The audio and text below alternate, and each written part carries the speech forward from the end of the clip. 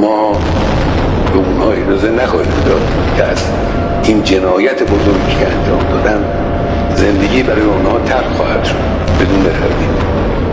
Jika kalian pikir si Rael itu kuat dan hebat, sungguh kalian salah total. Dan tahu nggak kalian, kenapa banyak negara Arab diam aja?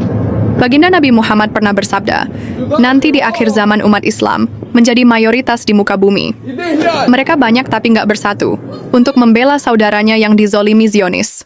Karena mereka mengidap penyakit wahan, yaitu penyakit takut mati dan cinta dunia, hubbud dunya wa karohiyatul maut, itulah ciri-ciri umat baginda Nabi Muhammad di akhir zaman. Sedangkan Iran berdiri di garis depan, jihad fisabilillah diikrarkan. Menjadi syahid adalah tujuan, demi tegaknya kehormatan dan keadilan. Mereka lupa Iran itu siapa, adalah bangsa Persia yang paling ahli strategi perang.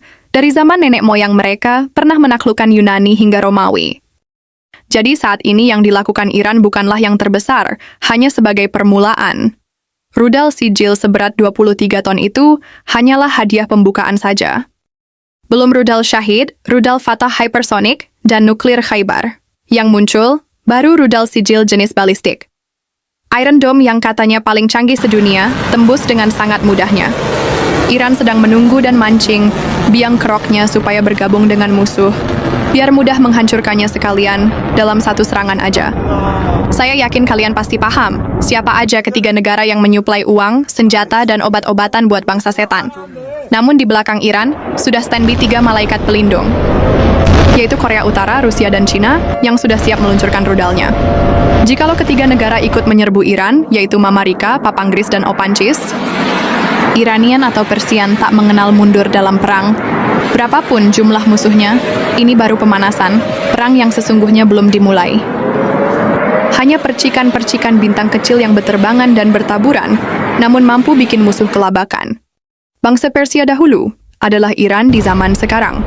Ahli dalam strategi perang, berlandaskan sunnah dan Al-Quran. Jangan lagi mikir perbedaan antara Sunni dan Syiah. Satu-satunya negara yang berani melawan Zionis selain Yaman adalah Iran. Mereka mempertaruhkan nyawa, negara dan rakyatnya demi membela Palestina. Jadi, jangan pandang sebelah mata kepada mereka. Sadarlah kita ini siapa. Selama masih Allah Tuhannya, Nabi Muhammad adalah Rasulnya, satu syahadatnya, dan Al-Quran kitabnya, maka kita adalah sama. Jangan merasa paling pintar dan paling benar bicara tentang Sunni dan Syiah. Tapi bicaralah tentang kemanusiaan. Bayangkan jikalau keluarga kalian dizolim Zionis. Kira-kira apa yang akan kalian lakukan? Sedangkan Iran yang sekarang ini membela kemanusiaan dan keadilan secara global. Dengan target utama bukanlah Israel, tapi ketiga negara barat. Karena bagi Iran, bikin Israel rata dengan tanah sangatlah mudah. Tapi banyak juga negara-negara Islam yang nggak suka sama Iran, yang tak lain dan tak bukan karena propaganda barat mereka telan mentah-mentah. Dari adu domba hingga memecah belah umat Islam, contohnya Islam dibagi jadi 2 antar Sunni dan Syiah. Hal ini sukses bikin mereka bermusuhan, dari sejak zaman Khalifah Sayyidina Ali hingga sampai zaman ini. Yang memprovokasi adalah Yahudi dari Bani Israel. Mereka tahu Islam tidak mungkin bisa ditaklukkan, kecuali oleh umat Islam itu sendiri. Maka provokasi, propaganda, fitnah, dan adu domba adalah senjata andalan mereka. Itulah yang disebut dengan divide et impera. Nggak bakal berani face-to-face konfrontasi dengan umat Islam, karena mengetahui salah satu kekuatan umat Islam, yang nggak bisa ditembus oleh apapun, yaitu api jihad.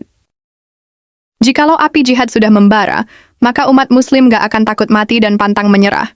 Ayo mari kita dukung Iran, karena Zionis laknatullah alaih. Semakin bahagia jika kita perang, saudara. Namun jika kita rukun sentosa, mereka akan menangis darah.